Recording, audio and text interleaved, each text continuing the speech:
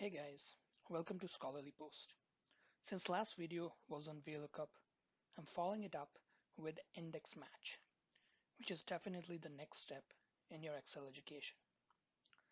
So let's see what we will be covering in this video.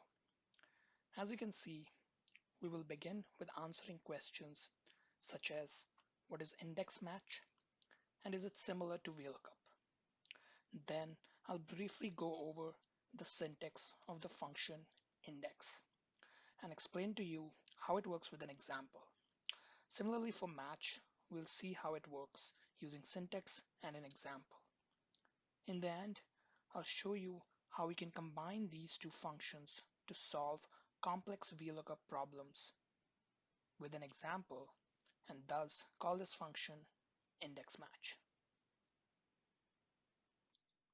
What is index match? Index match is an Excel formula formed by combining Excel functions index and match. Using index match, you can look up and obtain the values in a table based off of other rows and columns. Now I know what you must be thinking. Wait, I use VLOOKUP for something similar every day. So what's the difference here? Is index match similar to VLOOKUP? The answer to that question is kinda. You see, index match is the powerful, more robust older brother of VLOOKUP. Think about VLOOKUP for a while. You might remember that in order for VLOOKUP to run, the VLOOKUP value must always be in the leftmost column of the table. Which means if you're looking up a value that's on the left of your lookup value, you're out of luck. In other words, lookup only works from left to right. Index match, on the other hand, can find values on either sides of the lookup value. That is, it can also run from right to left. Let's jump in the index function and have a look at its syntax. As you can see here, index function has three elements: table, row number, and column number. Index function's job is to return a value in the table based on the row number and the column number that was entered. For better understanding, think of index as a function that finds you a specific house. Now, how would you find a house? You would need an address. And in order to get that address, you would need city, street name, and street number. Once you have all three, you can easily find the house. Think of the table, row number, and column number in the syntax as the city, street name, and street number of the cell that you're looking for. You put them in, and index provides you the value present in the specified cell. Let me show you an example here. So here we have a list of tutors and their respective hourly rates. Now what I want to do here is find out what is the hourly rate for tutor Laura. Now let us use index function over here to find this information. Typing the index function and Excel intuitively pulls up the syntax. Now as we can see here in the syntax, it says the first argument is array. Array basically the table where we should be looking for this value. Now as we used this analogy before in the video, that how would you find a house? You would want to know where you should be looking for it. And the first thing that was city. Moving on, we get street number and then house number. Now that's exactly how it goes here. Now first we want to tell the index function where it should be looking for this value. And what is the table here? The table starts from B3 and ends at C7. And this is the table here. Now this is where index function will look for this value. Moving on. Now the next argument in the index function is row number. As we can see here, Laura is third on this list, and that's what we're going to supply the information to the index function, number 3. Moving on, it's asking for us in column number. As we can see here, the column number is in brackets. Now what does that mean? Well, it means that column is optional. Basically, it only means that column is optional when you're using a one-dimensional array as the table. So in that case, it's optional because, well, column does not really change from one. And we'll see that moving on in our example. But for now, let's just put it 2. Now this 2 is a relative position. Now this tutors might have 10 more columns right beside it, but it's still going to be counted as number 1 column because of how we put our array in here. We selected only these 2 columns, and since it's a relative position, the tutor is the first column. Hourly rate is the second column. And that's what we're going to do. We're going to find the hourly rate. So we put number 2 as the column and brackets, enter. $16 is the rate of the tutor Laura. Now, what happens when I put the index number, index function, I open the index function, select the same array, select the same row number, and just does not give any column number. See what happens. Reference error. Now, why are we getting this reference error? We're getting this reference error because the array that we put in B3 to C7 confuses the index function. Now the index function does not know which column it should be going to. Should it be going to the first column or should it be going to the second column? That is why when you are taking a two-dimensional array, you need to specify the column. But for example, if I change this to a one-dimensional array, and there you go, we have one-dimensional array, and I click enter. See, we have the third value in the list as Laura right here. So we didn't need a column number, only a row number when it's a one-dimensional array. So let us look into the match function now. As you can see, match function has 3 elements too: the lookup value, lookup array, and match type. The match function's job is to look for a specified item in a range of cells, or as shown in the formula here, lookup array, and then return the position of that item in the range. Now you must remember one thing: match must always be used with a one-dimensional array, which means it must always be used with a list. Doesn't matter if it's a horizontal list or a vertical list, but the array should be one-dimensional and not two-dimensional. Now, in order to understand it easily, let us suppose you have a picture of a house and you know which street the house is located, but you can't seem to remember the house's number. Now, how would you find the house number here? Well, you walk down the street, look at the houses one by one, and compare them with your memory of the house. When you find a house that looks like a perfect match with your memory, then you know that this is the house you're interested in, and this is the house that you were looking for, and you note down the house number. Exactly like that, think of VLOOKUP value, think of the match syntax lookup value as the house's photograph or your memory of the house, lookup array as the street where the house is located, and match type as the ability to compare. Now you put these values in, and the match function will give you a relative position where your lookup value is located. The output provided by the match function is a number. Let me show you with a simple example here.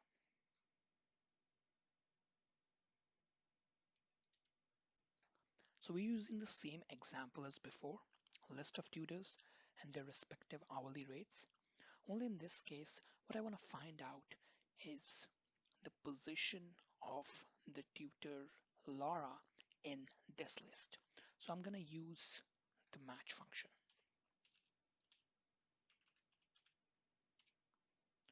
Okay, so Excel pulls up the syntax for us. The first argument in match function is the lookup value. Now, what is the lookup value for us here? It's Laura, isn't it? We select E4, we move on. The second argument in the match function is lookup array.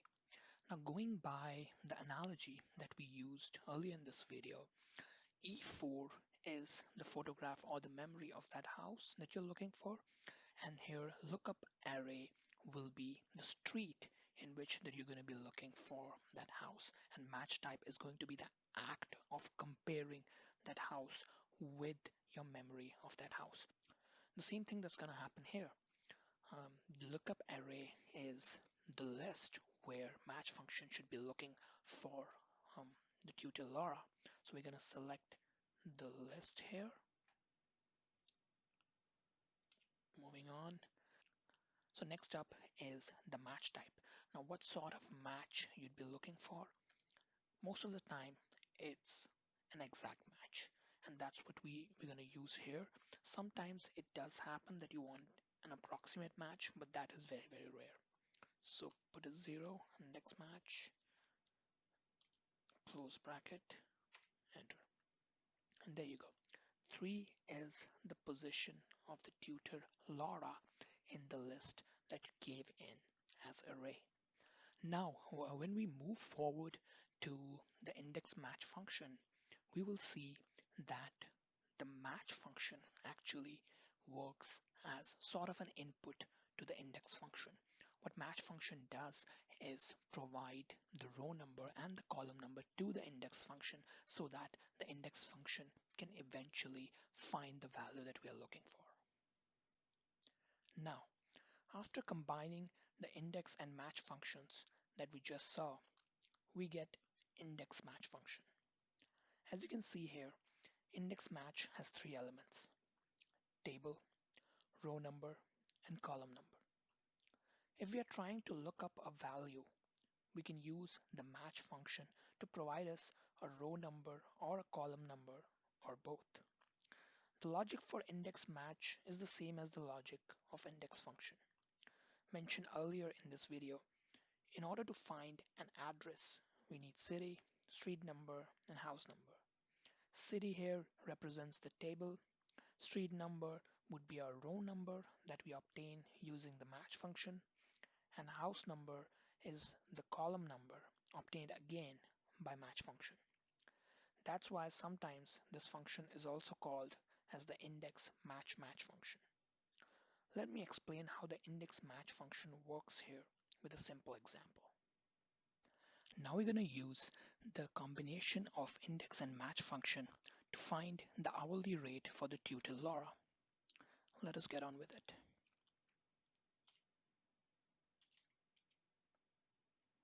So here we have our index function, and the first thing that we do is provide an array, and this is a two-dimensional table. We can use two-dimensional table in index function but not in match function.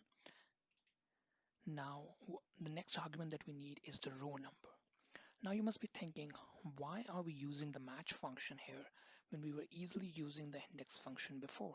Well, you see, if the table is really long and has thousands of rows, in that case, basically you would not want to go row by row to check exactly which row number belongs to the tutor Laura. So in that case, the match function can come in really handy. So let's use the match function here.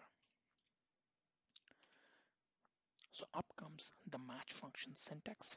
The first argument is the lookup value. Where do we look for our lookup value?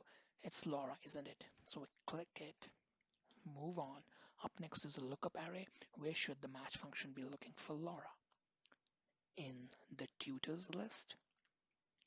Moving on, we need a perfect match type. Now let us assume for simplicity matter that we already have the column number. We only have 2 columns. So in this case, it's easy to give the column number 2, bracket close, and there you go. So $16 is the hourly rate for the tutor Laura, and we got this by the index match function. Match function was used to provide the row number. We assumed that the column number were less, so only 2 columns, we gave the number 2 as a column, and that's how you use index match function in combination. Now let me give you another example in which I make sure that the index function runs from right to left, not only left to right. So this was the example we showed, that it runs from left to right. Now let's use this rate, $16, and try to find what is the name of the tutor. Index, you want to select the table. Moving on, for the row number, we go to the match function. The lookup value is the hourly rate. My mistake here. It is the $16. F4. Lookup array is the hourly rate list. Match type is 0. And the column is 1. Now be very careful here. Last time we were finding out hourly rate, so the column was 2, 1 and 2. This time we are finding out what's the name of the tutor that has an hourly rate of $16. So it's the first column. Close brackets. And there you go. So Laura is the name of the tutor that has an hourly rate of $16. This proves that index match function can not only work from left to right, but also work from right to left. Now in the next video, I will take up some more complicated questions and give you some more complicated examples when using index match, because index match is rarely used in such an easy setting. So stay tuned.